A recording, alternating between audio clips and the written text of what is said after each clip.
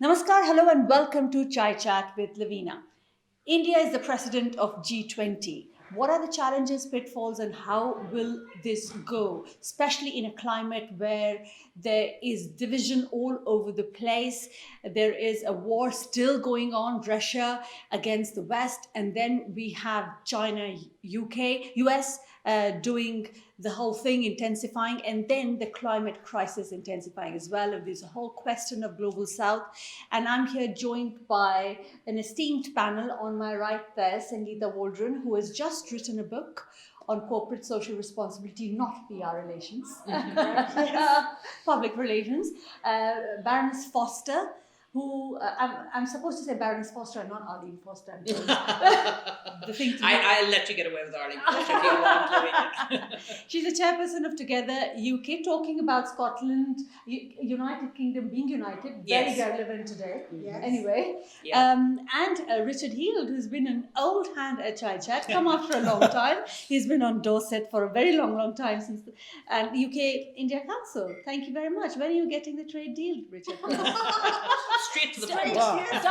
Diversion. Well, the announcement was made that in Bali that negotiations hope to be concluded in March. Certainly, there is a lot of progress being made. Most of the chapters have been concluded. And from what I hear, hopefully by December, it will then move into the next phase, which is where the politicians get involved in deciding the difficult points that the negotiating teams maybe haven't yet concluded. Which will still be migration and mitigate and mobility. Well, no, I think that mobility is an issue which is not as critical as people feel. You saw an announcement, Yes. an agreement between Prime Minister Modi and Prime Minister Sunak when they were in Bali in relation to student visas. We've seen other progress as well. So I think that we should look through the mobility issue to the bigger things that can come out of the trade deal. Scotch whiskey. Well, Or Irish whiskey. or Irish whiskey. Oh yes, of course. I'm going to go to Scotland a bit later in the day, but as of now, Together UK talks about bringing everything together, and India has a job of bringing the whole G20 in the world together. Tell me, what challenges do you see for India? Well, you know, I've visited India a number of times when I was the Minister for Economy in Northern Ireland, and of course the scale of India is incredible. And when you come from a small place like Northern Ireland and you go to a place like India, you really realise how big a country it really is. But the important thing is to bring the regions together, and it's the same in the United Kingdom, to bring the regions together so that they can understand how important it is to work together as a huge country as India is.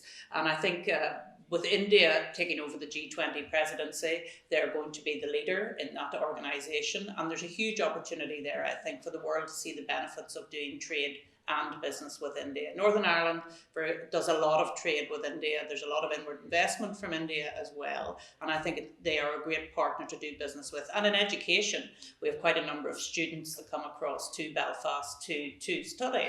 And we want to see more of those students come across to Belfast. Do you think it could turn out to be actually the leader of the global south? Do you know, I think India has been waiting for this, and Yeah. it's been really purposeful with its whole mission for the presidency. He was grinning Yes, year to year. and Our dear yes, Modi ji. he has been, and he's also got a theme already.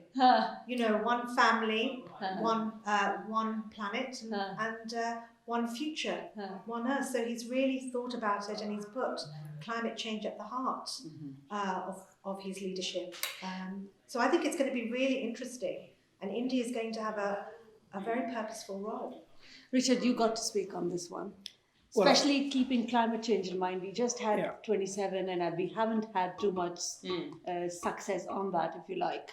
Well, I was going to pick up a point that Baroness Foster kind of raised, and that was the strategic partnership was announced in 2021, and a number of key themes that came out, agreed between the two prime ministers, and defence, manufacturing, technology, education, and all of these are areas which Northern Ireland has absolute strengths in. And we're looking at things like hydrogen fuel technology being something that is really important, and you have Wrightbus in Northern Ireland. And so there's lots of technology that can be developed through that. And going on to the point about climate change, hydrogen fuel technology has to be the future. It has to be developed, because that is something that will wean us off, particularly up the supply chain, will wean us off using hydrocarbons as much as we're doing at the moment. So the technology that is being done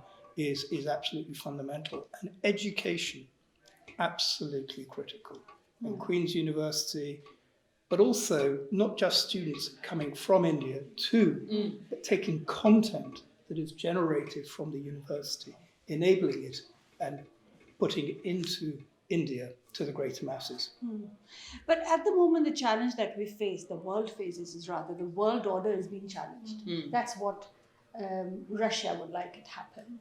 That's what possibly. So in the world, when it is all, do we think that there will be a new kind of emergence of world order, and India could really define its role in it with not one or two, but various, and it could emerge as a leader?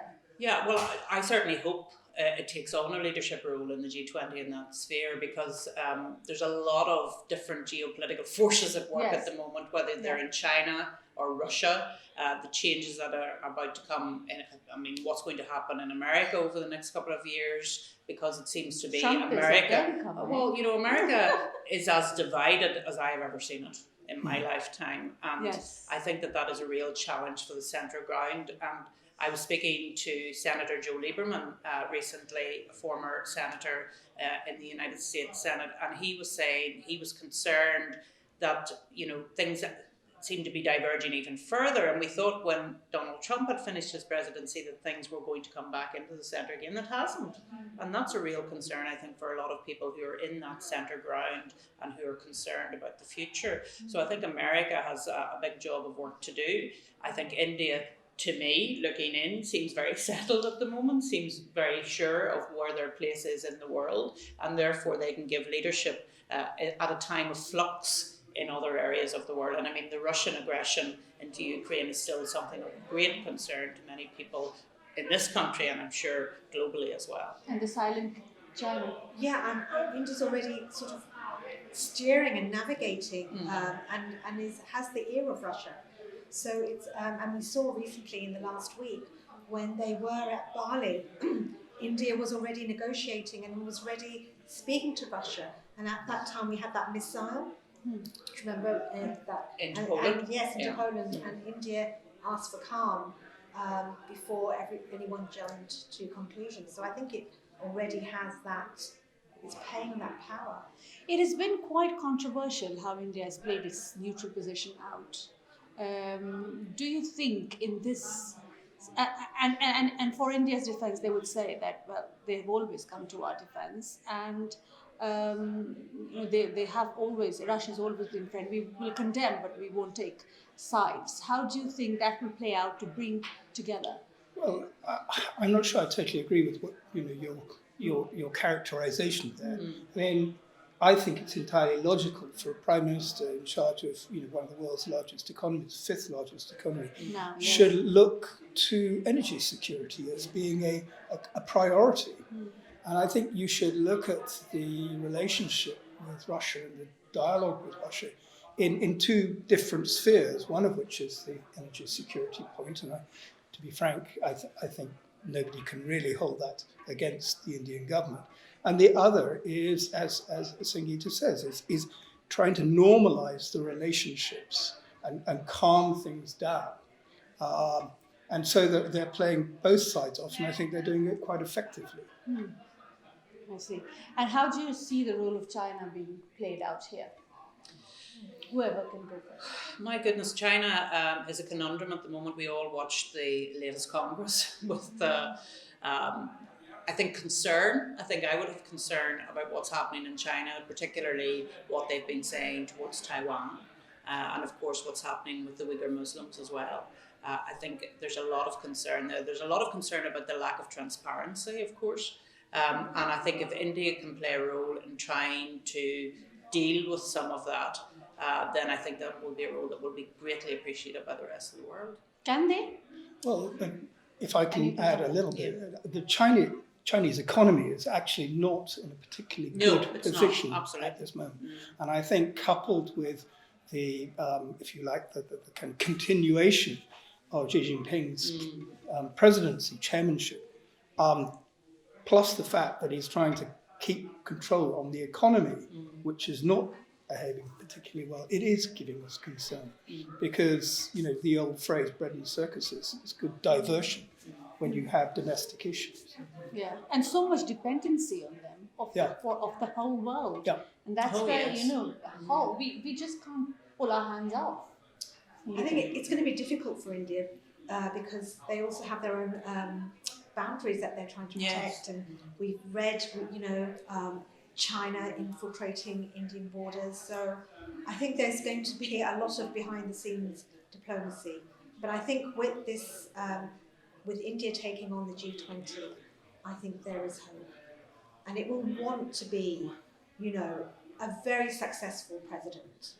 So I think it'll do everything to ensure that it has that image. I mean, this is Modi's big moment. It is. And he loves that. He does.